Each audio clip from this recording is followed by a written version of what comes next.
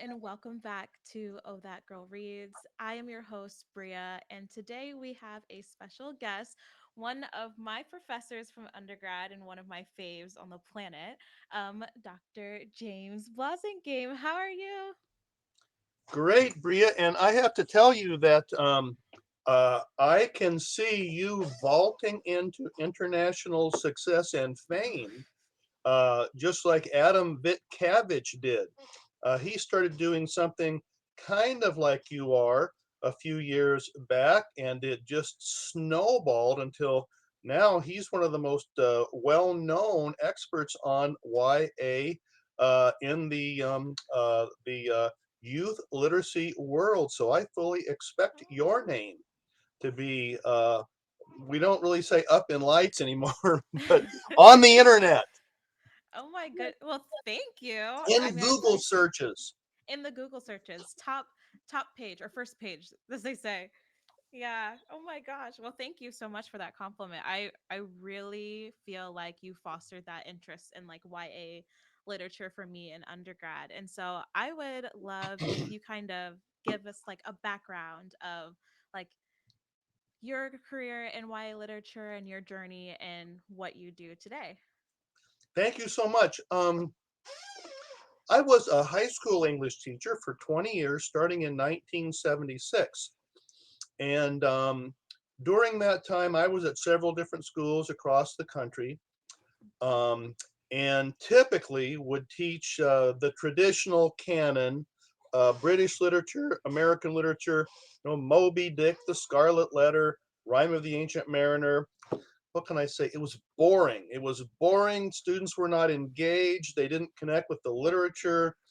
They weren't becoming readers, that's for sure. And it wasn't what they were reading on their own.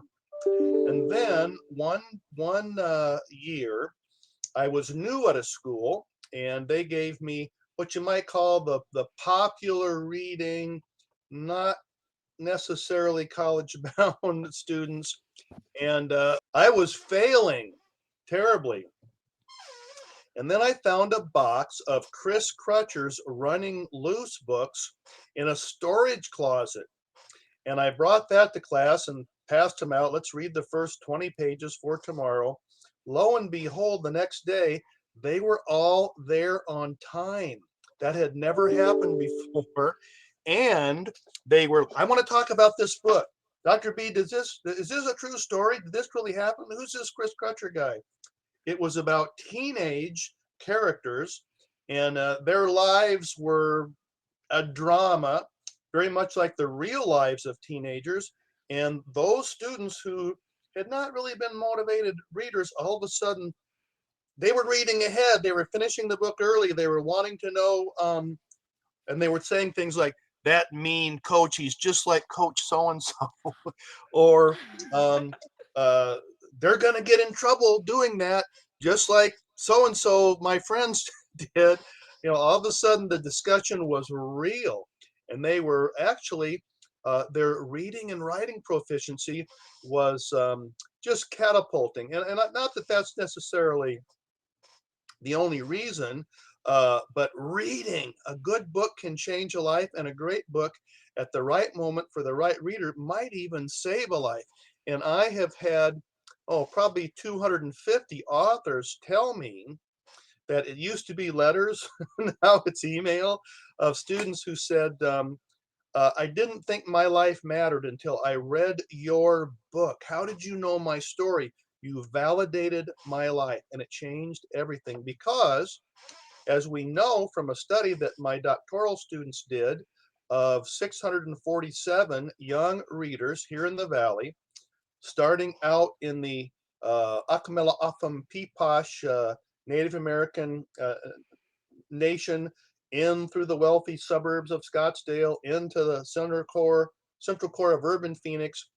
Young readers always said, I want to read about characters who look and live like me. And it makes all the difference. So 20 years as a high school teacher. Then I was a principal for a while. Hated it. Uh, so I got a PhD at the University of Kansas. And 25 years ago, I came to ASU. Now, what I didn't know was that when I was at Kansas, my professor, Dr. Bushman, always had me pick up the authors at the airport and drive them around.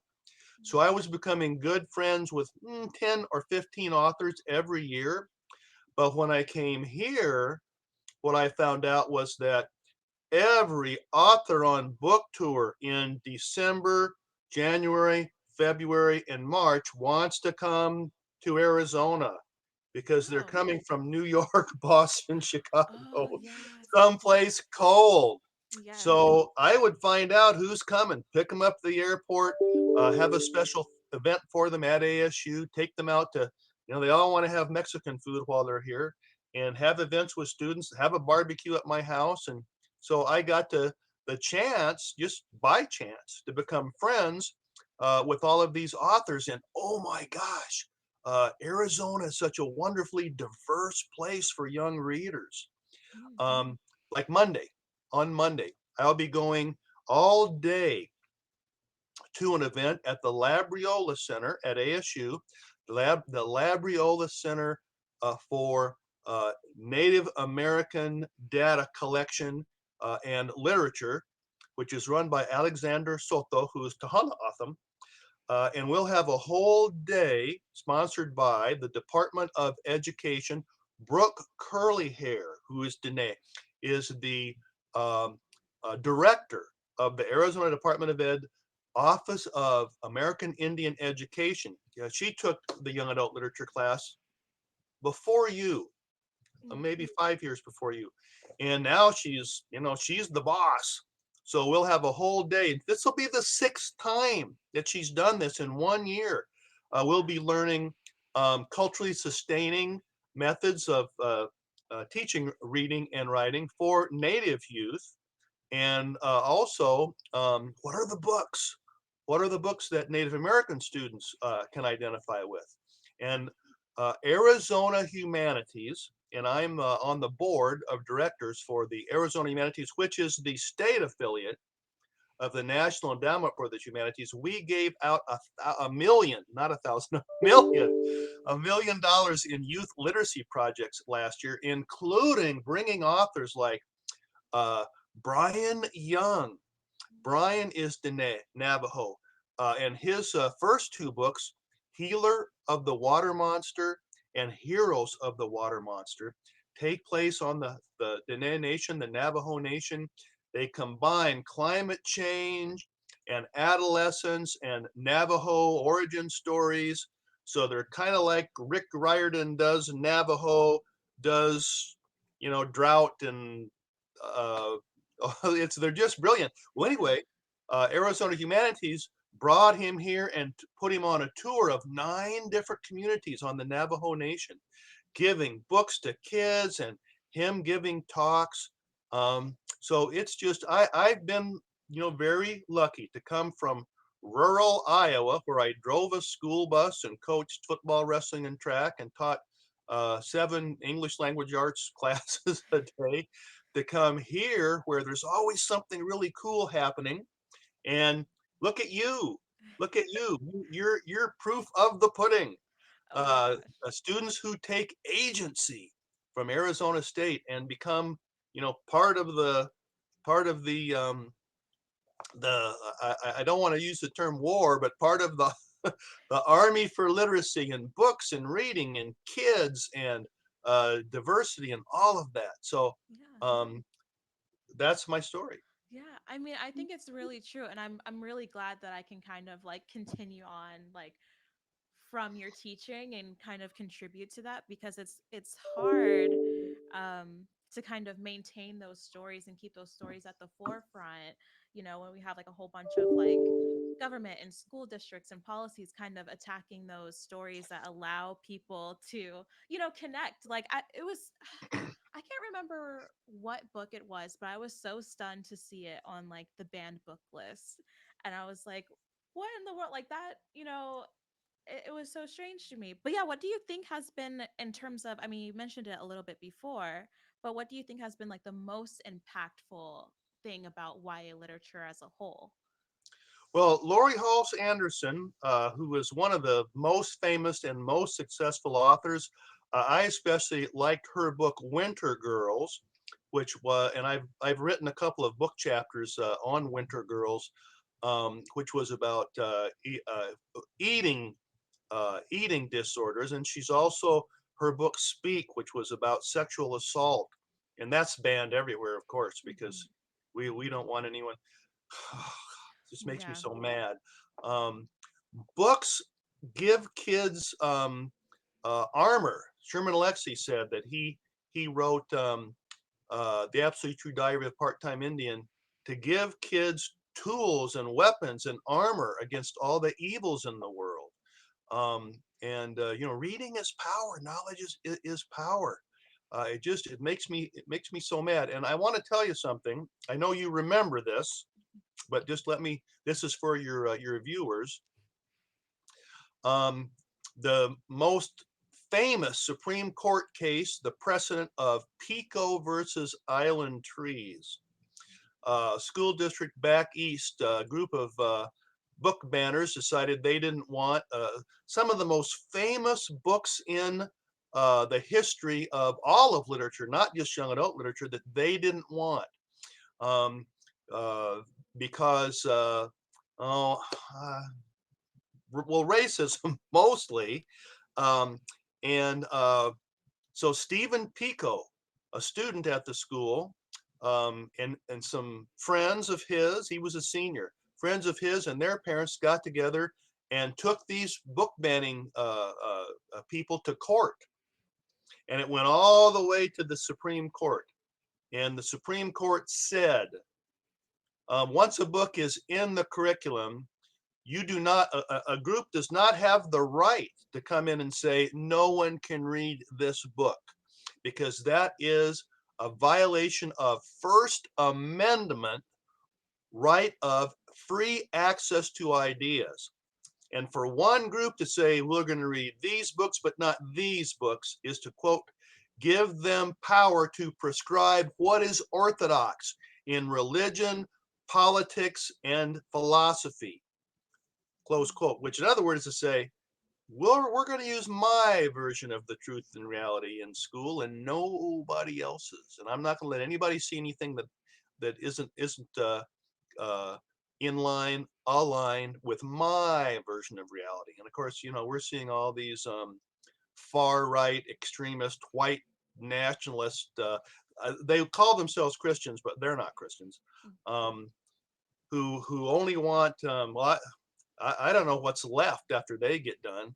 Yeah. Uh, Books where the dog dies at the end. I don't know. I really really don't. What's left after they've banned everything? But it's harmful. It's Mhm. harmful to kids. It's harmful to society. It's harmful to justice. Because it sounds like I'm fussing at you, and I don't mean it that way. No, no, No, you're passionate, and I definitely agree. I don't know if you've been hearing about, like, they call them like the red pill podcasts nowadays, where it's like these older men in just who can have podcasts, because anyone can have a podcast, you know what I'm saying? But there's these older men who talk about like dating, and they uphold like really misogynistic and toxic masculine ideologies. And something that people are really talking about now is how that's impacting younger boys, like, and how they're listening to this media and they're engaging in this media and they're absorbing this ideology.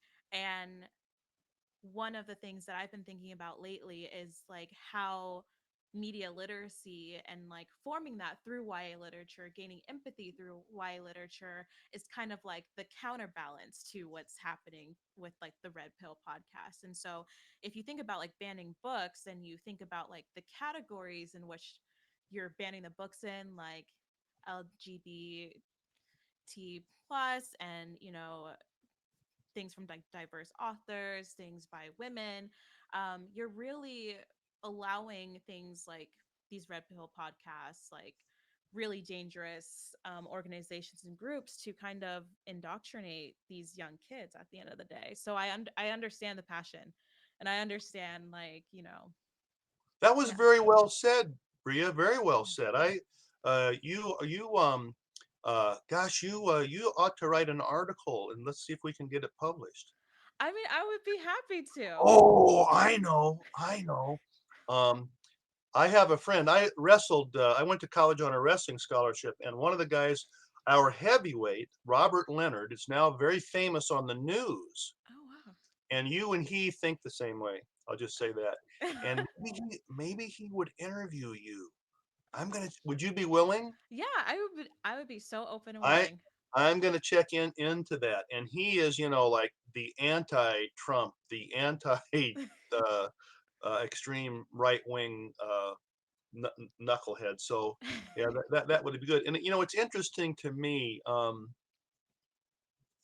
My college wrestling coach, who is among the toughest men and definitely um, uh, inspired the toughest men, physically tough that I've ever known. Three-time national champions, Olympic champions, um, and his what he taught us about what a real man is the exact opposite of what these red pill idiots are saying. Mm, The exact opposite. And uh, we were taught to treat everyone, especially women, with dignity and respect.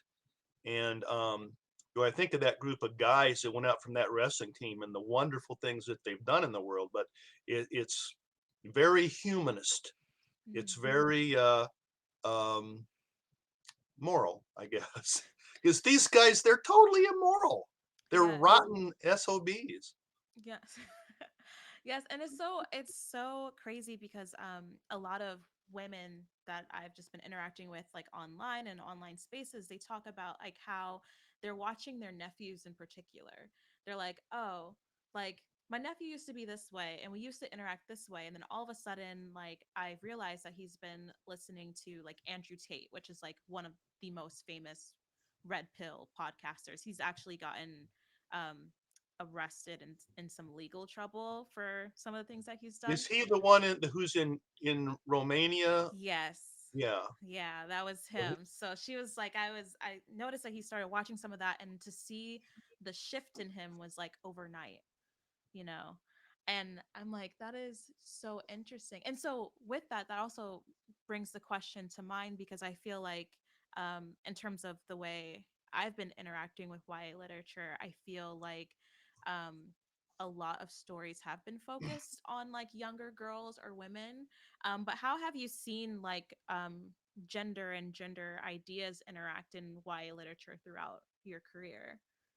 Well, of course, let me give you a term, and then I'll attempt to answer your question. But Yeah. uh, a very famous kind of one of the pioneers in young adult literature, Ted Hipple. In fact, there's an award named after Ted Hipple. He's passed away now, but he came up with the term Downs literature. Mhm. He said that in the United States, we were addicted to Downs literature in our English classes, and that it just was killing reading. And Downs stands for Dead Old White Men. Um, and he led a generation of scholars in English education uh, uh, away from that. So now back to your question. Well, I feel like because of people like Ted Hibble um, and Michael Cart also, um, that the young adult world has embraced LGBTQ before, or at least even with everybody else in the world. And it's been life saving for kids. And I see the emails that my friends, LGBTQ authors, will send me, readers saying, considering suicide. And I even, maybe I attempted suicide, they may sometimes say, until I read your book. And now I know that there's nothing wrong with me. Mhm. Nothing. I'm just as valuable a human being as anybody else. Mhm. Maybe, and maybe the world has something special for me to do. Uh, and, and of course, being happy is enough. That's me saying that. Just being happy is enough for any human being to accomplish in the world. But um, uh, and it may be partly because it all these publishers like Arthur Levine at Scholastic, who brought Harry Potter to the United States. Arthur Levine is gay and has raised a family and has been unafraid to encourage LGBTQ authors and Native American authors and others through to come to Scholastic. Or now he has his own publishing company, Levine Querido, which interestingly enough, the Querido part is named from a family and publisher in Europe, the Querido Publishing, which the Nazis shut down because of the head of the family who was voicing anti-Nazi, uh, anti anti-Semitic um, events in Europe just before World War II. I believe was either put in a concentration camp or executed. Um, and Arthur Levine didn't want the memory of that to go away, so he revived it. So publishers are doing a lot. You've got Pinata Books at Arte Publico, dedicated to Latinx young adult, and also picture books and so on. I mean, imagine when the very picture books that you first see as a child don't have you in them. How harmful is that? And Yes. I've got several right here. I don't dare try to pull anything off the stack, or it'll all come cascading down. I relate to that deeply. Will not even show you my bookshelf right now. Yes, but I definitely I'm it was funny because I at the beginning of the year I read this book called Legend Born by Tracy Dion. Um and I remember after finishing the book, I was like, I really wish that when I was 16 and when I was in high school, I was reading about a black girl navigating um a, the racist South, but also like coming into her own magical powers.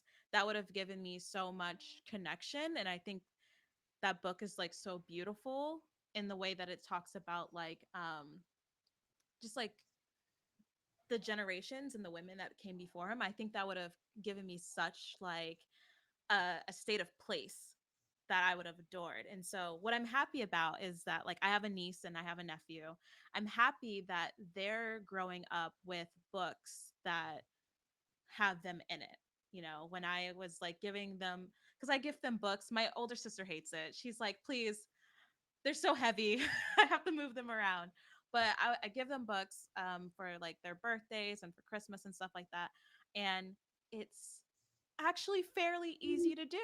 I don't have to like go on intense excursion to find, books where, there's characters that look like them. And then, I've opened myself up to like also getting things from like indie writers and authors and publishers and things like that. And so I think it's just such a beautiful space right now, which is really great. I hear you talk like this, Bria, and I just think that your voice needs to get out there as far as possible. A national and international voice. I love the things that you're saying. Um, and, look at this, for example. Palabras Bookstore, I Bilingual love Bookstore. that bookstore. Isn't it great? And we It's gave amazing. the owner our El Día de los Niños, El Día de los Libros Forest Family Award Mhm. 2 years ago. And last year we gave the owner our, well, what was it?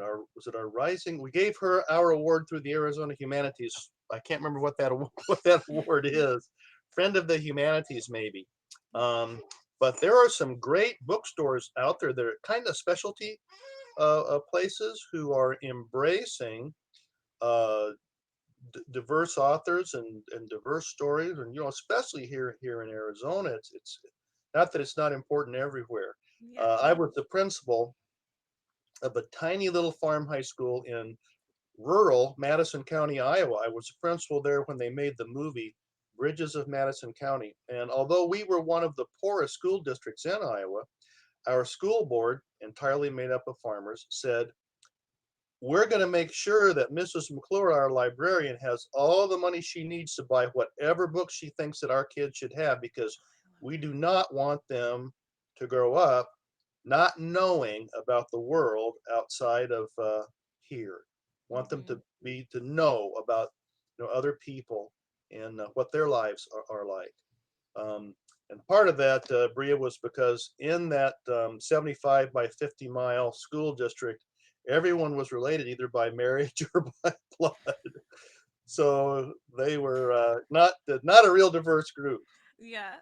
The most valuable thing in that community was the school. They would do anything for the school and the kids in the school. Oh, that's brilliant. I love that. I feel It, like there's definitely a lack of that these days, in terms of our schools.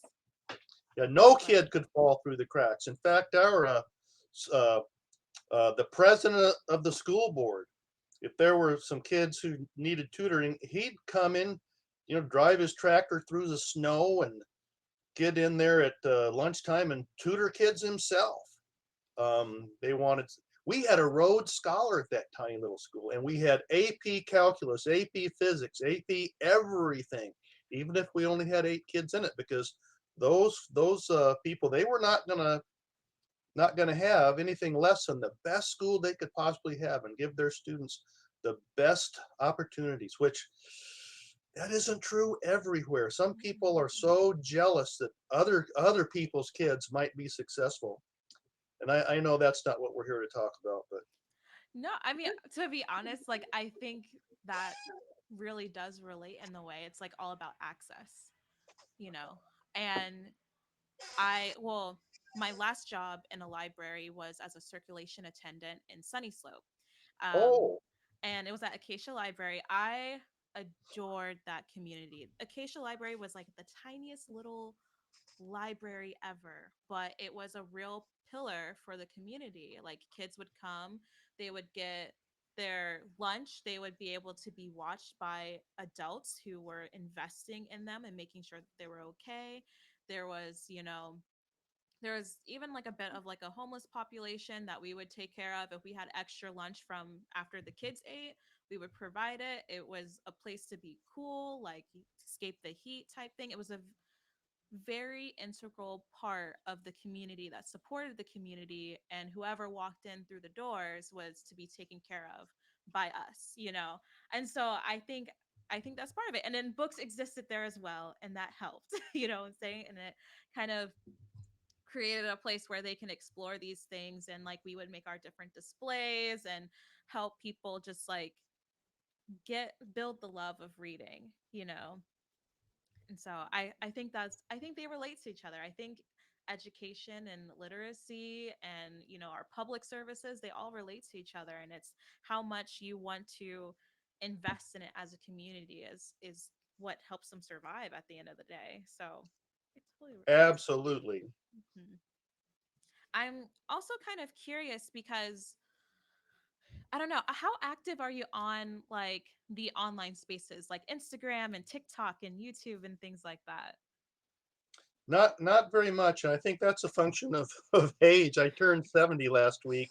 So Oh, happy I birthday. and I don't think young people don't use Facebook, do they? I think we kind of do, but I think it's more so to keep up with like family members and friends. It's more of like the life stuff that's happening versus like the entertainment stuff that's usually I happening everywhere else. I'm on Facebook every few minutes actually, and while I'm on the commuter, which is probably, I don't know, 8 hours a day. And Mhm. it's pretty much for staying abreast of what's happening with my author friends, Mhm. and also my other young adult literature friends in the Assembly on Literature for Adolescents, and in the International Literacy Association, and in the National Council of Teachers of English, and also to keep up with my international friends from Tanzania, Ghana, Kenya, Morocco, Senegal, Mhm. Brazil, India, Pakistan, Bangladesh, all of whom I met Well, they were here for a semester at ASU on programs from the State Department, and we became Yeah. good friends. And now, it's been starting with COVID. We put our big El Dia de los Niños, El Dia de los Libros event out to 47 countries, including even Ukraine. And Then we've had a big writing contest with just like thousands of participants from all over the world. So I use Facebook for that, but Instagram, TikTok, nah. Yeah, I know. I mean, I don't know how. I mean, it's kind of good for you because I honestly I feel like as soon as I joined TikTok, my brain started to rot. But I think you would be really impressed by kind of what's been building in the book communities there, like in terms of TikTok, Oh, in terms oh, of like Instagram and YouTube and things like that, just how people start to connect and share their ideas. I don't know. I feel like that's like really cool that's stuff. interesting. You should say that, Bria, because I was asked to write a book chapter for an Oxford. Uh, is it Oxford or Cambridge? One of those two. Gigantic handbook of young adult literature, and I was asked to write the chapter on the history of YA publishing and the publishers. And at the end of it, to say, well, this is where I think we're going. And Cheryl Klein is one of the most famous editors in YA. She was at Scholastic, and while she was at Scholastic, she was in on the editing of the Harry Potter books. And she also did Bill Konigsberg and Eric Gansworth, a lot of famous authors. And then she was stolen away to be the CEO of Lee and Low. Lee and Low is a publishing house that does nothing but diversity. It's their whole reason for existence. And within the last year, she was stolen away by somebody else. And she said that the future of publicity for publishing is going to be totally through TikTok and Instagram. Um, my doctoral students and I wrote a book about Stephanie Meyer and the Oh, Twilight, the Twilight. Oh my! Oh, that's it. That's the book we wrote. yeah.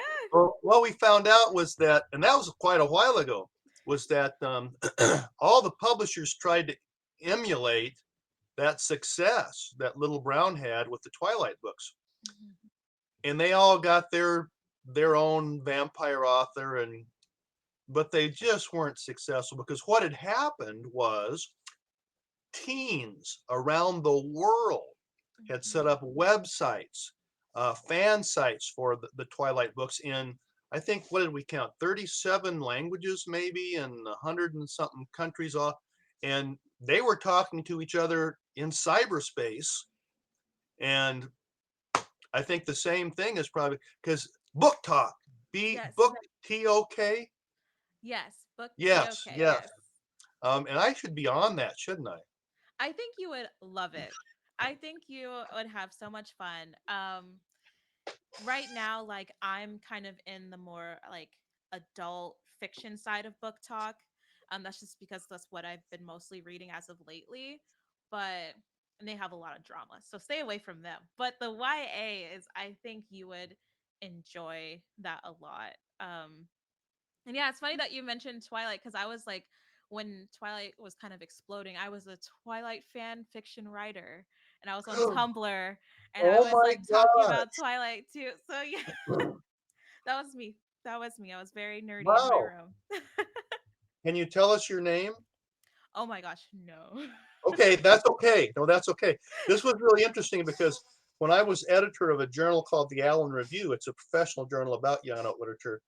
The copy editor, it was a freelance copy editor that the National Council of Teachers of English hired to do the final copy editing, and she was just a little older than me. And she confessed to me when we did an article on fan fiction that she was a famous fan fiction author. Really? And she told me her name. I don't remember what it was, but I think it's a place where you get to embrace your alternate identity. Definitely. I have a bit of a contest going on. Whoever can discover me first. gets a prize. But people have been trying for years, like my friends and family. And then I started to make like internet friends and they've been trying. And I'm like, it's secret. I mean, it has a fair amount of views. I won't say I was famous, but it had a big following. Then I do not want anyone to read it. But if someone finds it, they get a They reward. win. They win. Oh my gosh. Oh my goodness. That's so great. I'm glad I got to talk to you about Twilight though, because I am a Twihard. Even today, like Twilight has gone through a whole renaissance even during the pandemic on TikTok. There's people like making like skits or reimagining Twilight. Um every fall it's like a big thing. They play like music from the movie soundtracks and they're like Oh my it's gosh. Twilight season and things like that. And so it's made a huge impact. Like I'm a part of a Facebook group still. Oh, It's called Twilight Shitposting. It's the most chaotic place ever. It's where I guess the Tumblr kids went after Tumblr kind of got deleted, sadly. But we still talk there. We talk about Twilight. I cause havoc and controversy usually, but did it's you know that we put on the Eclipse prom at ASU? We did had a you? we had a vampire prom. Stephanie Meyer asked us, can we do something like a Harry Potter midnight book release that Yeah. they used to do that? But it would be like it's the prom at Forks High School. Oh my And gosh. we had 1,000 young people from all over the world come, and she asked that they either wear vintage evening wear, great big poofy dresses, or Yeah. come as a vampire or a werewolf. And then she hired actors and models who looked like you might imagine Edward or Jacob would look, and you could have your picture taken uh, with them. And it was the book release for Eclipse, so you got your book, and then she said she wanted quote cheesy crepe paper decorations and kitschy food like you might have at a high school dance. So we had That's all of that. And there that's was a so lot of great. dancing. There was a lot of dancing, but there was a lot more sitting against the wall reading their new books. Mhm. And I have pictures. If you want, I'll email you a folder of pictures. Oh my god, yes. I need to see these. That's so You exciting. you got it. Oh my gosh. So I would love to kind of know like what's kind of going on in your classes right now because you're teaching Oh. Violet the Well, semester. we just finished Jackie Woodson's Brown Girl Dreaming, Mm, which won the National Book Award. yes. And I'm trying to get her to zoom into class. I've known her for a long, long time, but she's so famous and so popular, and but I have a little bit of money to spend from some different accounts. We read Eric Gansworth's Apple Skin to the Core, Mhm. about him growing up on the Tuscarora Indian Nation. He is Haudenosaunee himself, and that book didn't win the National Book Award, but it was on the list. Oh, nice. So it was close. uh, Today, we start Celia Pettis's book, First Rule of Punk. So we'll be doing zines. I've got bags and bags and bags of scissors and tape and markers and stuff that I'll be taking to class today. I love Um, zines. oh, they're the thing. They're so They're the cool. thing. Have you heard of the book? I think it's called Moxie. Mm. Yes. It's all about a young girl like discovering like her mom making zines like back in the 80s, I think like that and something like that. Oh my gosh, it's Yes. loose out in the back of my car, and I have no idea what it is, but Oh, that's what it is. that's what it is. And there's also like a Netflix movie about it. Oh, Yeah. I think I might have seen. I didn't see the movie, but I think I saw the ad. Yes. I'll be darned, Moxie. Okay, I'm all over it. Yes, I think I haven't read the book. I saw the movie and then I was in the library maybe like a couple weeks ago and they had like a display. It's like for all the people who like just seen Barbie or something like that. And they had Moxie up there. And I was like, I think that's the Netflix movie that I just watched. And so I read the back and it Wow. is. and it's all about zine making. And I it's really cool because they're kind of discussing topics around like sexual assault and like misogyny in their school, and like introducing feminist ideas to like all the girls in it. So yeah, I think it's a really good read if you ever want to check it out. Bria, this has been interesting that I'm seeing a lot of YA made into the quickly made movies that happen on Netflix and Prime Mm-hmm. and other what I call Apple TV channels. I don't know if that's what they really are, but like Better Nate Than Ever. Did you see that movie? I don't think Better so. Nate Than Ever. Well, oh gosh, what is? Oh shoot. And the book is downstairs in the garage. Oh shoot, what is his name? Anyway, he was a young gay dancer on Broadway, and he started writing these books about a character just like him as a teenager, coming to New York at like 14 or 15 and trying to get on Broadway as a dancer. And Yeah. um, he was actually here on book tour. And my YA class, we went to his book launch at Changing Hands, and then we had supper with him, Oh, and he nice. was super nice. And then last year the movie came out, and my wife and I watched it, and we thought, yes, they got it right. I'm not sure Good. what he thinks, Yeah. but this has been a kind of a cool phenomenon that you've got, because you've got all these different um, Prime and Netflix and Hulu, and they're making movies just for those. Mm-hmm. Little bit lower budget, but that doesn't matter. And Yeah. making all the YAs into movies. Yes, I kind of hope like because YA fantasy and things like that have been gaining a lot of popularity lately. I hope that they eventually move into the animation space with their like movie adaptations. I feel like that'd be so cool. I would be so excited about that. Yeah.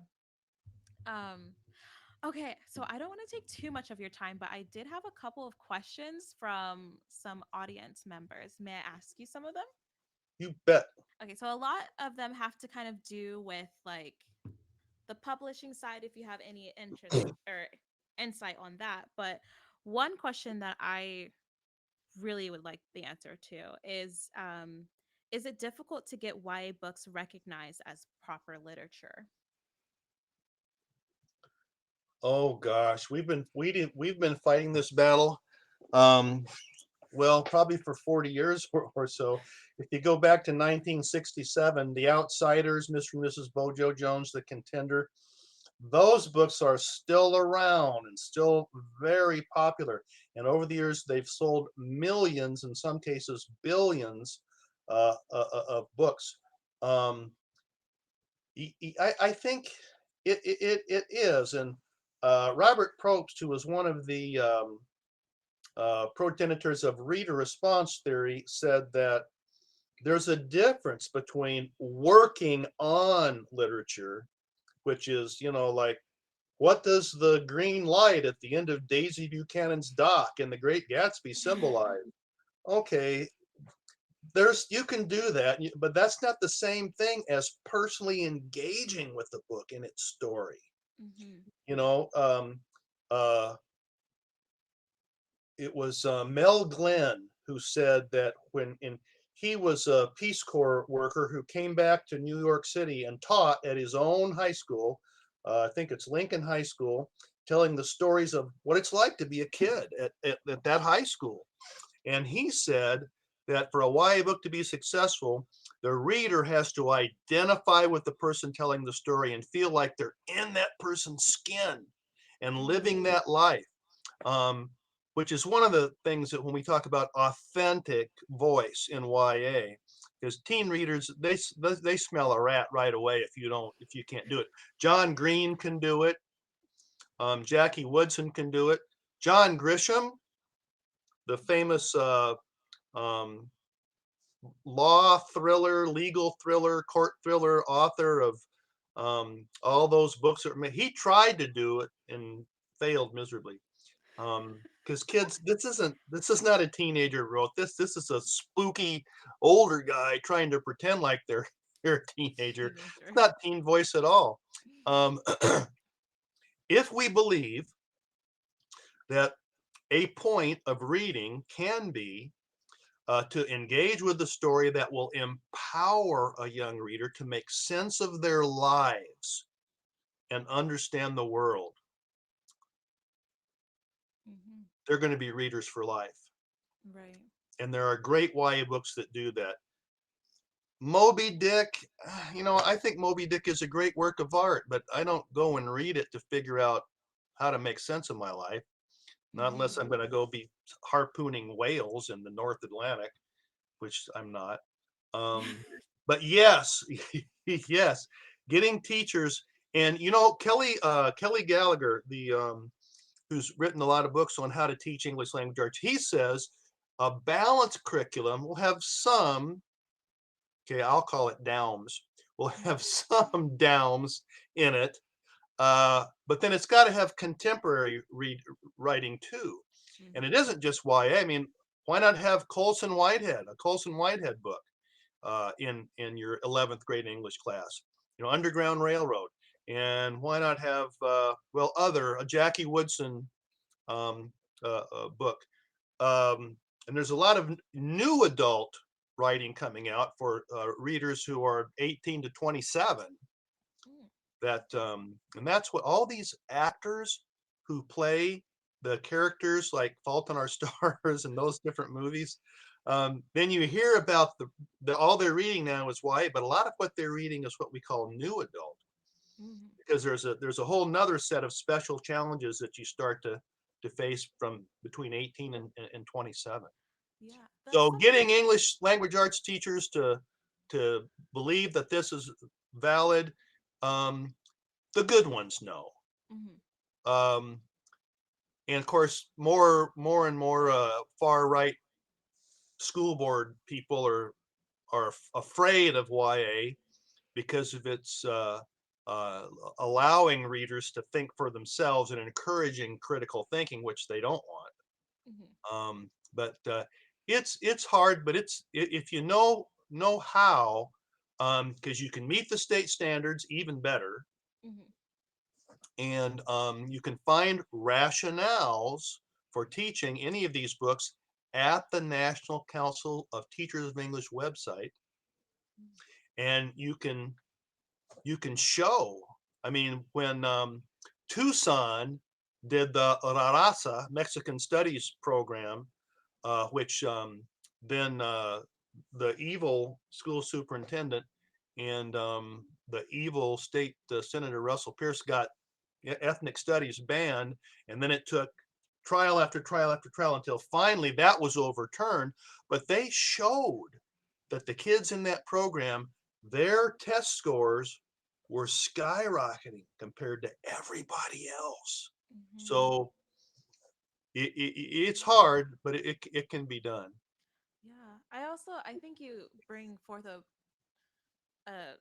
really solid point too, is that like things that are recognized as like proper literature, as like a classic, are usually rooted in like the white patriarchy, where it's like just appealing to a certain standard that's been set for like hundreds and hundreds of years. It hasn't really changed. And so um now trying to get like a book about a little brown girl to be a part of that standard, it would be a challenge, because you do have to go up against like not only the societal like knowledge, but then all of the like lawmakers and organizations that want to kind of push back against that as well.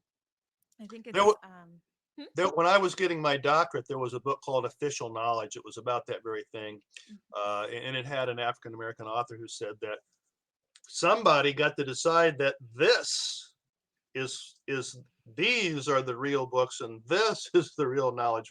Why? yeah. Um, and like right now, there's a man who lives in the valley. His name is Simon Ortiz. Hmm. He's Acoma, from the Acoma Pueblo, city in the sky. And around the world, he is the most famous living Native American poet. Mm. And he's always off to China to pick up another award, or he's off to Austria to pick up another award and do a reading. And well, why isn't Simon Ortiz in our American literature textbooks? Yeah, exactly. Things like that. It's very interesting. Like when I think my first, if actually failed out of this class, which is funny. But my first year at ASU, it was, I think it was American Lit that I had to do, or it was something like that. And it was old, dead white guys. Just, the whole entire class. And it was hard for me to engage in it. I absolutely could not. But then I started taking classes with, like, I think the first more so diverse class that I've ever taken was with Dr. Bebo, who did Latin American literature. And then the next one was Unruly Voices with Dr. Miles. And she was the first Black teacher I've ever had in my life.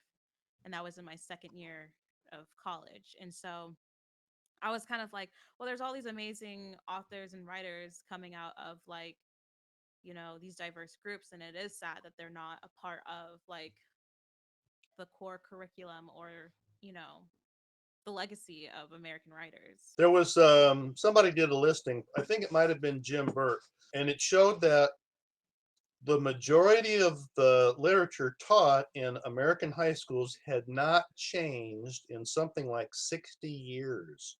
Mm.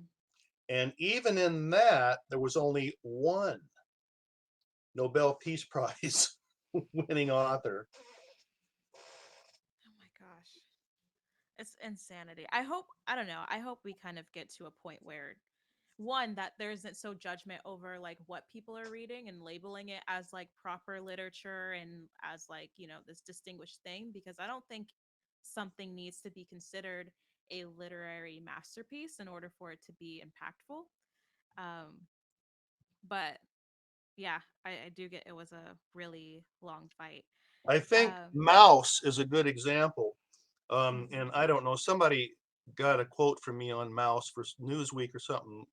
When do you remember the most recent attack on Mouse?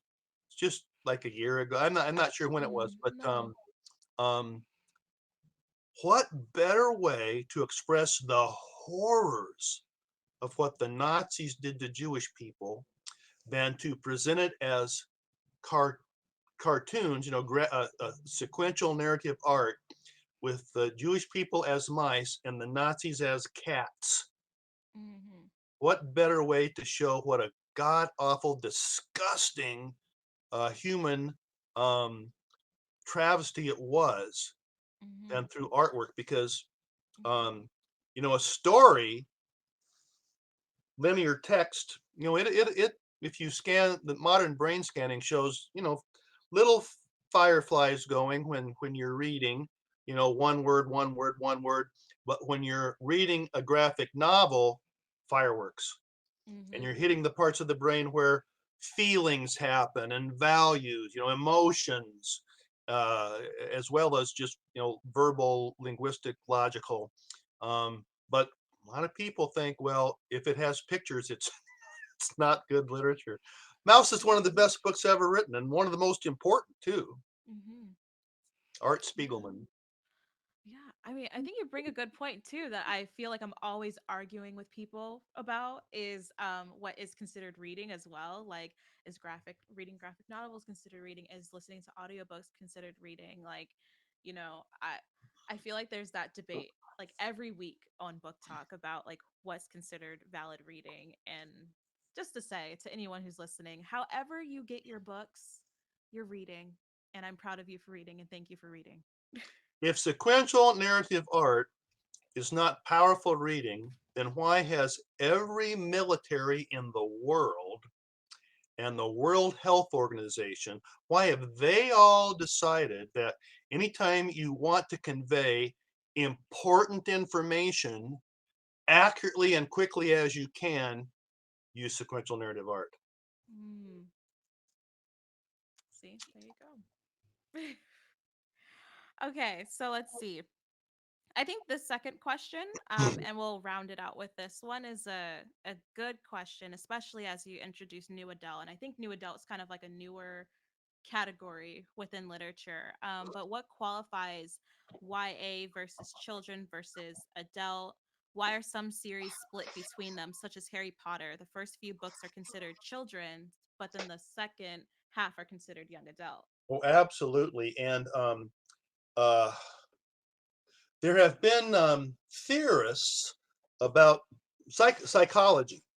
Bruno Bettelheim, Kohlberg, Anderson, Erickson, uh, Mihai Csikszentmihalyi, who theorized that the mind is what the brain does, Steven Pinker said, but they theorize that what's happening in our brain is going through actual organic physical changes as we get older, and then our minds, our behavior shows it.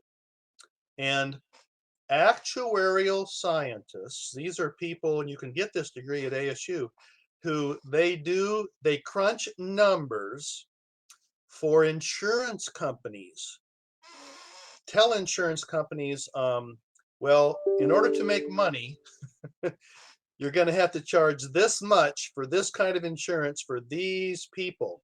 And they have always known car insurance for boys, you're going to charge a ton until they hit 27, 28, because they're idiots until then. With young women, it's younger, but it's still in the 20s. Well, when modern brain scanning made it possible, we found that the part of the brain that does risk management, executive decisions, didn't fully develop until 27, 28, later in boys. And I can remember when I was that age on my motorcycle doing the stupidest things. I should be dead. Oh, And I could have been. And I knew a lot of people who were. mm-hmm. That, now that I'm 70, I would never do those things because my brain. So you've got primary, elementary, then tweener.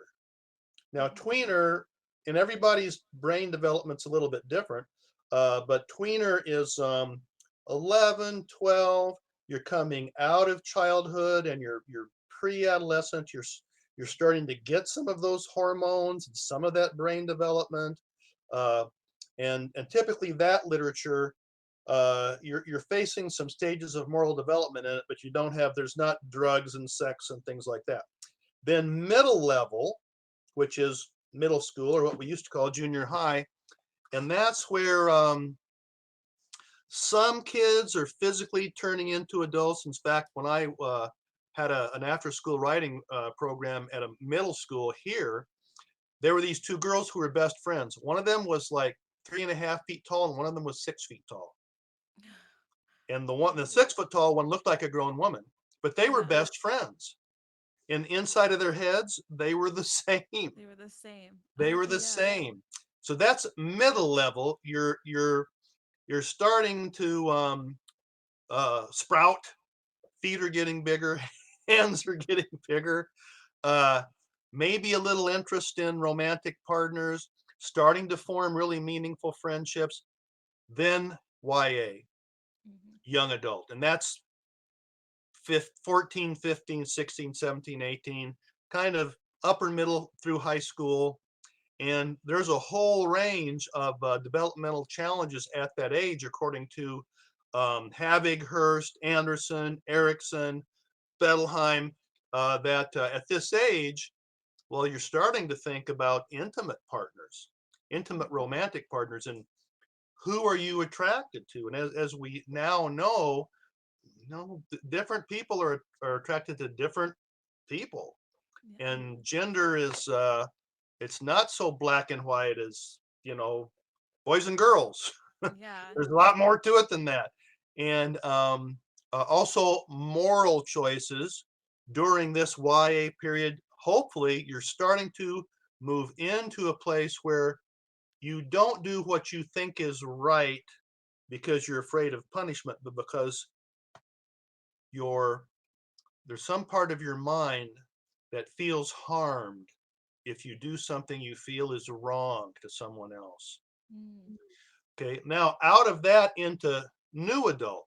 And new adults are facing, very obvious things like college and buying a car and life insurance and a real job and getting married and having kids and all of that stuff. And at this new adult point, well, if you haven't successfully met the challenges from the previous phase, you're going to have issues. And, I'm 70 and I know some people my age who never successfully figured out how to choose a good intimate partner. Yeah. And they just keep making the same mistakes over and over and over, or how to do the right thing. Mm-hmm. In the immortal words of Spike Lee, do the right thing. Um, so new adult is as you're beginning those things that these are going to affect the rest of your life. Mm-hmm. Learning how to be married, which is complicated. Let me tell you, Yeah. it's not simple. It's not I'm like in the sure. movies. It's great. It's great. It's great, but it's a lot of work. Oh yeah. Um, and how to be a parent, how to have a baby. When you have a baby, you can't. Your first thought can't be of, well, what's going to be fun for me to do today and tonight. That's out the window now. Yeah. And so new adult. Does it seem like I answered that question? No, I think you answered that brilliantly. I think, and it made me think about some of the books that are on my shelf right now. Like there's this book called Mame by Jessica George, and it follows a young black woman in England who is basically a late bloomer, and she's going through like the self discovery of like dating and like navigating friendships and things like that, because she was so parentified as a young child that she had more responsibilities to her family that she couldn't develop fully. And so it's like this coming of age story for a woman who's like 26. And so I'm kind of like, I mean, it's considered adult fiction, but I think that was the new adult aspect that I kind of connected to for It sure. sounds like new adult to me. And Yeah. you bring up a good point that we're talking about the combining of a whole palette of colors. Hmm. That everyone's story, I always tell the students in class, if there are 7.5 billion people on the planet, there are 7.5 billion ways to be a human being. And you bring in cultural heritage and ethnicity and gender and sexual identity and all these different things. There's a million stories out there. Exactly. Yeah. And finding the book that fits you, and then reading every book that author ever wrote. And Literally. And I think I also was thinking about I don't know if you've heard of this book, but the author Talia Hibbert, she usually writes adult romance, and so there's like a lot of like sex scenes and explicit things in there, but she made her YA romance debut with the book Highly Suspicious and Unfairly Cute. And I think it was so interesting to kind of compare her works in terms of how she approaches romance as like an adult writer and then as a YA writer. And mm, I was like wondering, like, this is my question because I'm gonna sneak it in there before we go. But what are like the main differences you would say are in how an author might approach a subject like romance and sex between like new adult and YA? let me start by saying this. Several authors told me, Linda Sue Park, Rodman Philbrook, Gary Paulson, Gary Soto, um, several authors told me that although they had written books for adults, Hmm. they moved totally into books for younger readers because they they had experienced that adult readers, and I think the older the reader is, the more this is true, they're only interested in books that confirm, affirm the reality that they want. Hmm. This book shows the world the way it really is, which is to say, this book shows the world the way I think it should be, Yeah. which is what's best for me. Whereas younger readers were willing to embrace, accept, consider a reality that could be, how things could be. Parrotfish, do you know that book? It it Parrotfish. It sounds Parrotfish. familiar. It's been a Parrotfish. Ellen Whitlinger. It's been quite a while ago. It was the first YA book about trans youth, Oh, okay. I'll and have to I check had a group of ASU students who read it, and then we published a couple of articles about it in the Allen Review, and they said, "Well, this isn't. We don't like it because the characters aren't discriminated against. It's a world where this character is happy and people are nice to them, and well, what's wrong with that?" Yeah. Well, and I think often, in fiction, we see the world the way it could be Hmm. first, Yes. and then we work toward that. Okay, now I forgot what your question was. Oh, I mean, I really loved where you were going. But the question was basically like the main differences in how a YA writer and a adult writer or new adult writer would approach a topic like sex and like relationships within the Oh, story. okay, yeah, and uh, I think for an adult writer, no holds barred. They just figure out, okay, where can I sell the most books and what can I include in my content to do Mhm. that. I think that any YA writer, tweener through young adult, is trying to, I hope, trying to make, even if they don't know it, trying to make a statement about the human experience of moving from childhood to adulthood, trying to make a statement that's true. Mm. It's like this, and maybe what it's like is that, well, if you're a gay man, as the kind of the characters Bill Konigsberg writes about, um, these are the things that happen. Bill's, excuse me, most recent book, Manifest Destiny, is about the AIDS epidemic in New York City in the 80s. Mhm. And the main characters are teenagers then, which was kind of a very dangerous and deadly time for gay young men. First learning about sex and first exploring their attractions, and at the same time experiencing the social um, discrimination, but finding new communities of friendship and love and so on. So I think there's always this developmental thing that the YA author, and when I say YA, I often mean everything tweener to young adult. Mhm. They're trying to explore this developmental thing and saying, it's like this. This is how it is. Yeah. And for a lot of the readers who identify with their protagonists, they can say, boy, you're right. And thank you for kind of legitimizing it, because this has been my life. But Yeah. also, I think Chris Crutcher and Catherine Patterson have said, thank you, and I know what to avoid and not to do now. Yes, I think, yeah, I think that's for sure too. Because I mean, my mom told me when she was growing up, because I mean, she was in and out of the foster care system, so she was like, honestly, I raised myself with books. She's Mhm. like, what I know that I teach you is what I learned from books. My So, professor at Kansas, Dr. Bushman, he's passed away now, but he wrote an article about this, in which he said that a lot of kids, either they have no adult role models at all, or the ones that they have are bad role models, Mhm. and they may have either no supportive peer group or a peer group that's really a bad influence.